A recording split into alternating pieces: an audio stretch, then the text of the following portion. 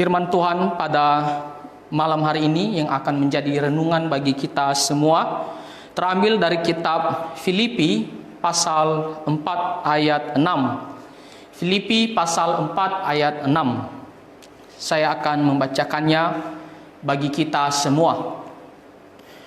Janganlah hendaknya kamu khawatir tentang apapun juga, tetapi nyatakanlah dalam segala hal keinginanmu kepada Allah dalam doa dan permohonan dengan ucapan syukur. Amin. Untuk pembacaan firman Tuhan, kita akan berdoa terlebih dahulu.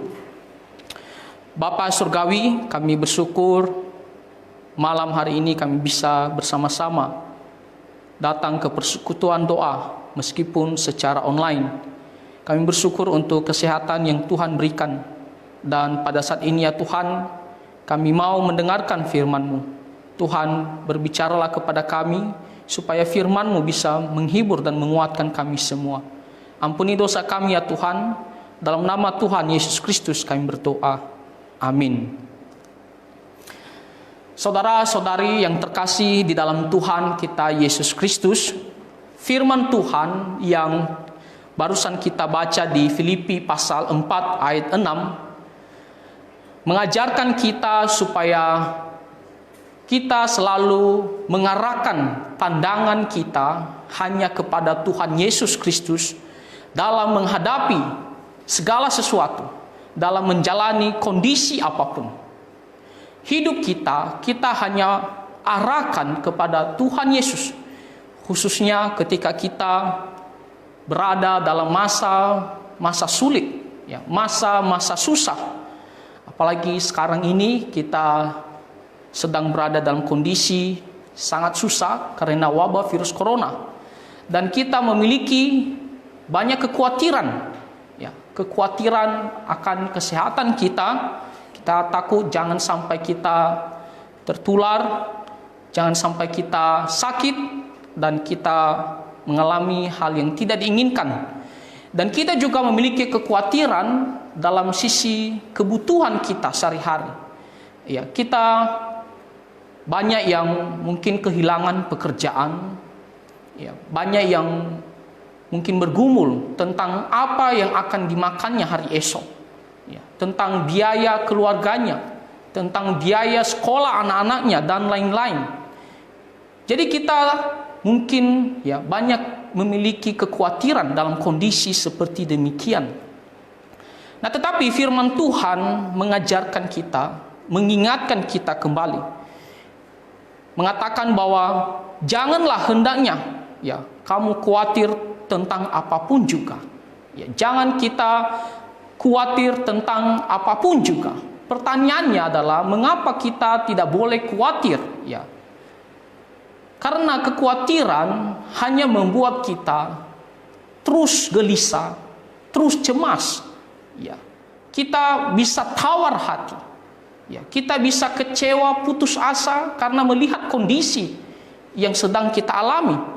Bahkan kekhawatiran bisa menimbulkan godaan besar bagi kita untuk berbuat dosa. Ya, misalnya karena kekhawatiran tersebut kita menjadi bimbang atau ragu akan pertolongan dari Tuhan.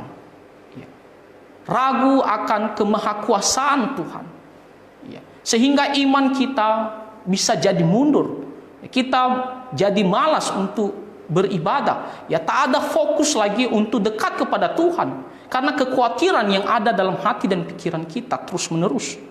Ya, bahkan kita bisa berbuat dosa karena kekhawatiran kita bisa saja pergi mencuri, ya, mencari uang dengan cara apapun yang penting bisa memenuhi kebutuhan kita. Ya. Jadi kekhawatiran itu sebenarnya hanya membuat kita semakin cemas, gelisah, dan menimbulkan godaan bagi kita untuk meragukan pertolongan dari Tuhan. Lagian Tuhan mengatakan, ya, jangan khawatir di Matius pasal 6 ayat 25 sampai 34. Mengapa? Karena Tuhan akan memelihara hidup kita. Ya, burung-burung saja yang di udara, yang di mana tidak pernah menabur, tidak pernah menuai, Tuhan pelihara mereka. Apalagi kita sebagai anak-anaknya, Dia akan memelihara kita. Dan di 1 Petrus pasal 5 ayat 7 dikatakan Tuhan akan memelihara kita. Ya. Jadi Tuhan mengatakan janganlah khawatir. Nah, pertanyaannya adalah sebagai manusia, ya, kadang-kadang kekhawatiran memang itu datang. Ya. Karena selama kita hidup di dunia ini, kita bisa memiliki yang namanya kekhawatiran. Nah, tetapi bagaimana cara mengatasi kekhawatiran kita? Apa yang harus kita lakukan, ya, ketika kita berada dalam kondisi yang sangat sulit? Nah, di Filipi pasal 4 ayat 6 ini dikatakan, tetapi nyatakanlah dalam segala hal keinginanmu kepada Allah dalam doa. Cara mengatasi kekhawatiran kita yaitu doa. Tuhan mengajar kita supaya kita datang kepada Tuhan, menyampaikan segala permohonan kita, segala keinginan kita, segala beban kita. Kita memberitahukan, mencurahkan segala isi hati kita kepada Tuhan.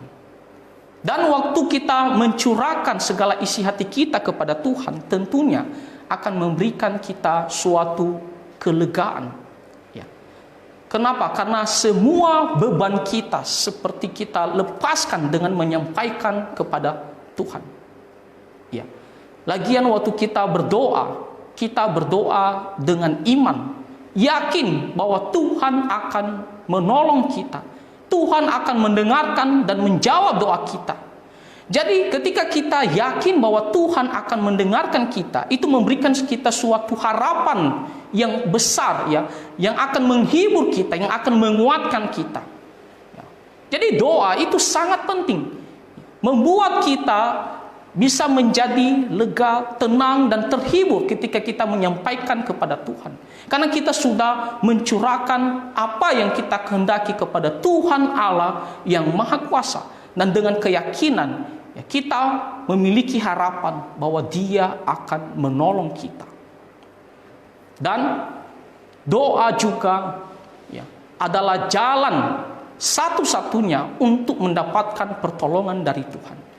Ketika kita berdoa, maka kita sedang memohon belas kasihan Tuhan untuk menolong kita. Doa bisa menggerakkan hati Tuhan untuk berbelas kasihan menolong kita. Jadi kita hanya bisa mendapatkan pertolongan dari Tuhan jikalau kita datang berdoa, jikalau kita datang merendahkan diri memohon kepadanya. Dan Tuhan berjanji bahwa Dia akan menolong kita, Dia akan melepaskan kita dari pergumulan kita, dari kesulitan kita, jikalau kita datang mencari Dia, berseru kepada Dia. Nah, jadi firman Tuhan mengatakan, janganlah kita khawatir terus-menerus, janganlah kita gelisah terus-menerus, tetapi sebaliknya apa yang menjadi beban dalam hati pikiran kita, marilah kita curahkan, ya, melalui doa, dengan harapan bahwa Tuhan akan menolong kita. Dan Tuhan memang berjanji Dia akan mendengarkan kita dan menjawabnya sesuai dengan kehendaknya, sehingga kekhawatiran kita itu bisa diatasi dengan baik. Kita bisa tenang, ya, kita bisa dihiburkan, kita bisa dikuatkan, bahkan kita memiliki harapan bahwa Tuhan pasti akan menolong saya pada waktunya. Nah, jadi kita harus, ya, melatih diri untuk berdoa. Kita harus melatih diri untuk datang mengadu kepada Tuhan, menceritakan segala pergumulan kita. Ya. Dan ketika kita berdoa, hal yang harus kita perhatikan dikatakan di sini, dan permohonan dengan ucapan syukur. Waktu kita berdoa, kita harus menyampaikan permohonan kita itu tidak dengan bersungut-sungut, tidak dengan sikap yang tidak puas terhadap apa yang Tuhan telah berikan kepada kita. Ya. Kita harus berdoa dengan sikap yang berterima kasih, mengucap syukur, menghargai sangat tinggi tentang apa yang Tuhan telah lakukan kepada kita. Kebaikan-kebaikan Tuhan yang telah Tuhan lakukan dalam hidup kita. Ya. Jadi waktu kita bersyukur, maka yang ada dalam hati kita bukanlah suatu kesedihan karena ketidakpuasan, ya, tetapi rasa sukacita karena kita merasa bahwa semua yang Tuhan berikan, ya, sudah cukup bagi saya, ya. Dan kita bisa memiliki hati yang sukacita. Bahkan kita bisa menerima keadaan yang sedang kita jalani, ya, keadaan yang sulit yang sedang kita alami, ya. Kalau kita datang dengan hati yang bersyukur. Kalau kita melihat, ya, waktu-waktu kita sebelumnya, kita memang merasa bahwa ini kurang. Tapi sadar tidak sadar, ya, Tuhan telah memelihara hidup kita. Kita telah menerima banyak sekali kebaikan dari Tuhan. Sampai sekarang, ya, Tuhan telah menolong kita. Kita bisa melewatinya semuanya itu. Jadi kita harus berdoa, memohon, menyampaikan permohonan kita dengan rasa ucapan syukur. Bukan datang kepada Tuhan lalu hanya untuk bersungut-sungut, ya, seperti menyalahkan Tuhan, seperti tidak puas terhadap apa yang Tuhan berikan kepada kita. Nah, jadi saudara-saudari yang terkasih dalam nama Tuhan Yesus Kristus, nah, firman Tuhan ini selalu mengingatkan kita, hendaknya kita mau mencari Dia selalu, ya, mau datang mengadu kepada Dia selalu, ya, karena Dia adalah Tuhan kita. Dia adalah satu-satunya penolong kita, dan Dia selalu sedia ada bagi kita, ya, untuk mendengarkan setiap permohonan kita, untuk mendengarkan setiap pergumulan kita. Jadi kita ambil waktu untuk berdoa ketika kita ada rasa takut, rasa khawatir akan sesuatu, karena mungkin itu, ya, masalah kebutuhan kita atau masalah apapun. Kita harus berlutut dan berdoa, ya. Kita harus datang memohon pertolongan daripada Tuhan. Dan doa itu akan menguatkan kita, akan menghibur kita, bahkan akan memberikan kita harapan untuk menerima pertolongan dari Tuhan.